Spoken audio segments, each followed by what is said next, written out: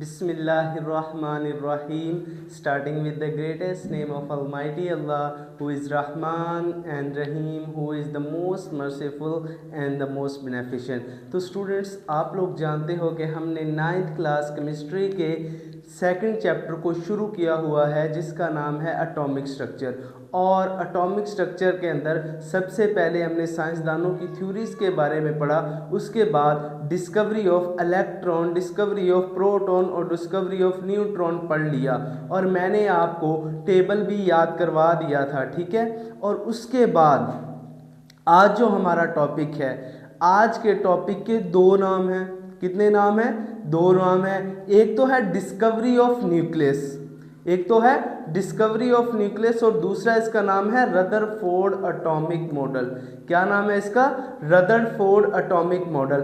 Rutherford atomic model 1911 में 1911 में Rutherford ने इसको डिस्कवर्ड किया और बताया कि एटम के अंदर प्रोटॉन, न्यूट्रॉन और इलेक्ट्रॉन के अलावा न्यूक्लियस भी मौजूद है।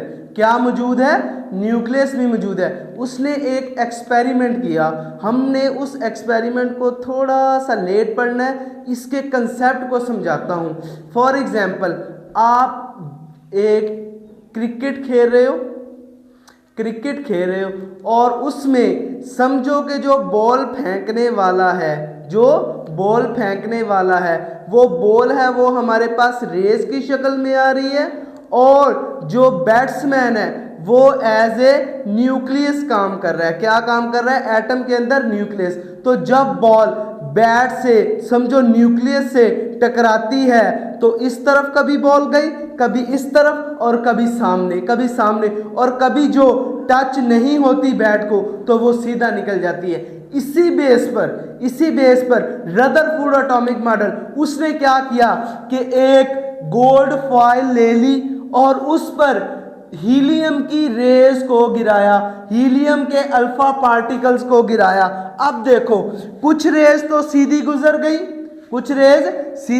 गई, कुछ न्यूक्लियस से टकराकर ऊपर को, कुछ नीचे को और कुछ पीछे। इससे क्या साबित हुआ? इससे साबित हुआ कि एटम के अंदर कुछ ना कुछ मौजूद है जिसकी वजह से रेज डाइवर्ट हो रही हैं, रेज बैकवर्ड आ रही हैं, जिसको उसने किसका नाम दिया? न्यूक्लियस का। किसका नाम दिया? न्यूक्लियस का। इस तरह रदरफोर्ड ने न्यूक्लियस की डिस्कवरी की। तो चलो अब हम इसकी लाइंस को पढ़ते हैं जो उसने एग्जैक्टली क्या कहा और उसको केमिस्ट्री के मुताबिक याद करते हैं और केमिस्ट्री में 60 में से 60 मार्क्स लेने हैं। तो आओ दोस्तों, डिस्कवरी ऑफ न्यूक्लियस।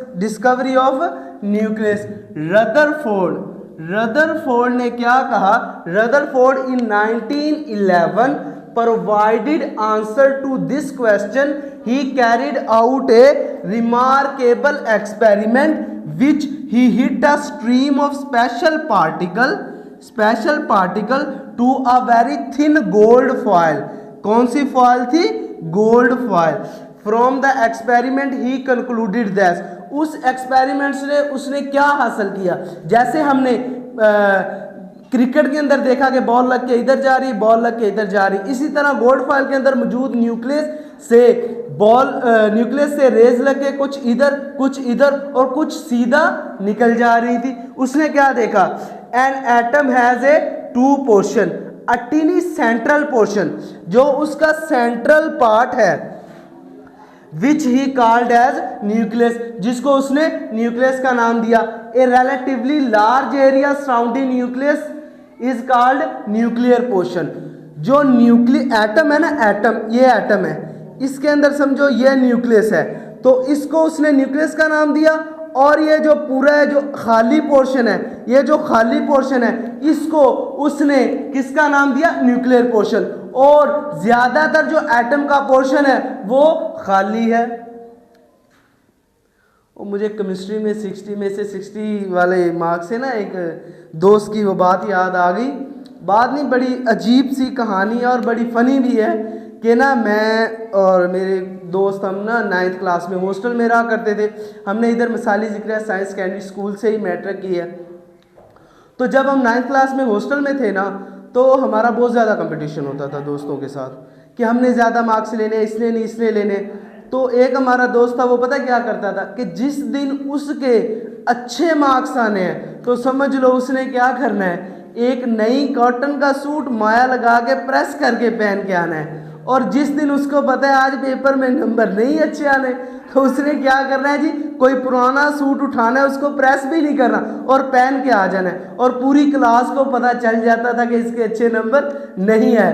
तो उसने इस तरीके से खुद को मोटिवेट किया था कि जब मैं नए कपड़े पहनूं समझो मेरी तैयारी फुल है, और जब मैं पुराने या अनआयरन्ड कपड़े पहन लूँगा तो मेरी तैयारी नहीं है। तो इसी तरह खुद को मोटिवेट रखा करो कि हमने पढ़ना है और केमिस्ट्री में 60 में से 60 मार्क्स लेने हैं और 9th में बोर्ड में टॉप करना है। हाँ, टॉपिक की तरफ आओ। ए relatively large area surrounding nucleus is called nuclear portion. Nuclear portion का पता लग गया।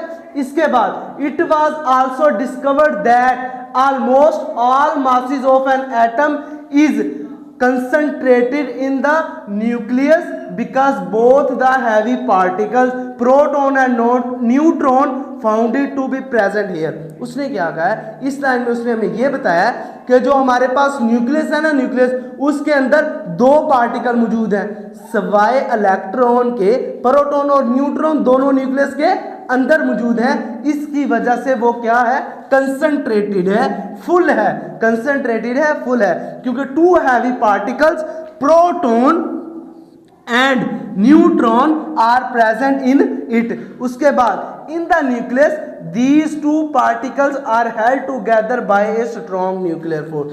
न्यूक्लियस के अंदर न्यूक्लियर फोर्स है, तो इसी न्यूक्लियर फोर्स की वजह से ये बहुत स्ट्रांगली बॉन्डेड है, न्यूट्रॉन और प्रोटॉन।